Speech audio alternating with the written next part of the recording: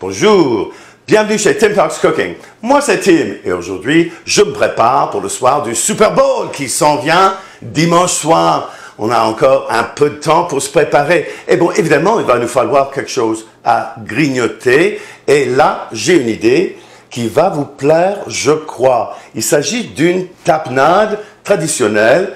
Et enfin, ça se fait avec peu d'ingrédients. C'est super facile à faire. Cette vidéo participe à une collaboration organisée par mes copains, les Kitchen Queers de San Francisco. Salut Mitch, salut Philippe. Ils sont très sympathiques. De temps en temps, ils organisent ces collaborations pour les créateurs YouTube, surtout nous autres, enfin cuistots. Et alors, si ça vous intéresse de trouver des hors-d'œuvre, des petits plats à servir pendant un match ou pendant le grand match du Super Bowl, si vous allez regarder ça, tapez hashtag Game Day Buffet. Enfin, je le mets à l'écran pour que vous puissiez voir.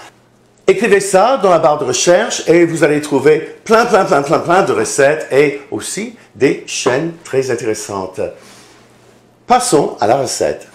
Là, ça commence avec 10 onces, c'est-à-dire 280 grammes, 300 grammes à peu près, d'olives Castelveltrano. Là, enfin, elles ont toujours les noyaux dedans. On peut les acheter dénoyautés déjà. Mais là, si vous ne trouvez pas ça dans les rayons de votre supermarché, je vais vous montrer comment faire là.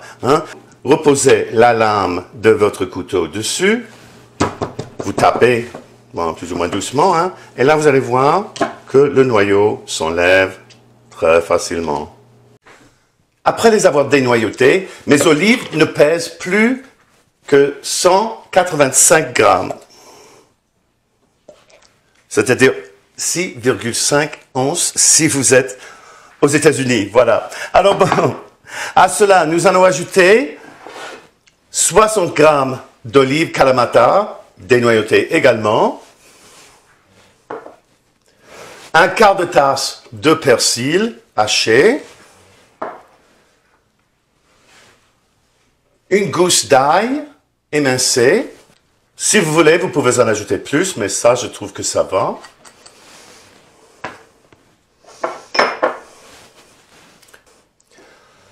Une demi-cuillère à thé de piment rouge broyé et 3 cuillères à soupe d'huile d'olive.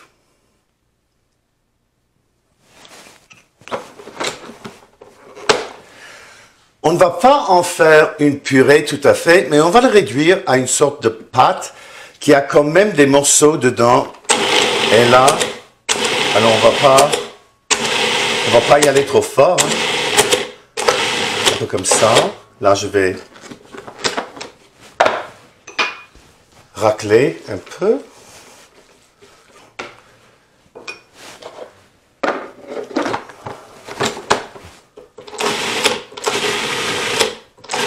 Et là, ça y est. Là, ça y est plutôt. Regardez, c'est parfait. Et le voici notre tapenade à la fin. Pour le garnir, des petits chips de fromage. Là, j'ai utilisé la recette des Kitchen Queers pour leur Cheddar Cheese Crisps qu'ils viennent de faire. Enfin, c'est super bien fait. Bon, c'est du Munster, là, quand même. Du Munster américain. Je trouve que ces chips font une très belle décoration. Et aussi, c'est délicieux avec. Bon, ben, l'heure de la vérité est venue. On va goûter, Alors bon, on va prendre un chip. Ces chips sont vraiment délicieux, Là, on y met un tout petit peu, moi je dirais, parce que c'est quand même intense comme saveur. Un tout petit peu, peut-être une cuillère à thé dessus et... Vraiment super. Avant de partir, parlons macro, Pour toute la recette, ça revient à 826,5 calories, 5 grammes de glucides nets, il n'y a pas de protéines du tout, alors 0 g de protéines, et 98 grammes de gras. Pour les chips, là, j'en ai fait une douzaine. C'est avec 3 tranches de Munster américain. Pour toute cette recette-là, ça revient à 240 calories, 1 g de glucides nets, 15 g de protéines et 13,5 g de gras. par chip. Hein? Alors bon, divisé par 12 donc, parce que j'en ai fait 12. Par chip, ça fait 20 calories, pas de glucides nets, 1,5 g de protéines et 1 g de gras.